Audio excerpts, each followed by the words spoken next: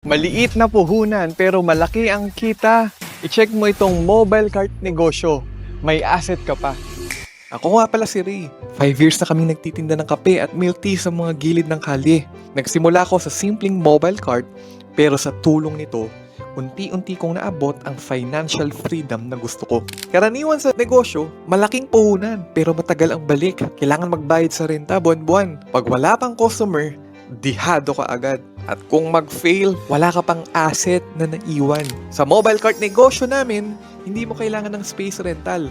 Kahit isa lang ang staff mo, kaya niyang mag-isa. Pwede kang pumwesto kung saan maraming tao. At ang best part, sa'yo na ang motor at cart mo. Ito ang negosyo na may asset ka na masasabi mong pagmamay-ari mo. So anong resulta?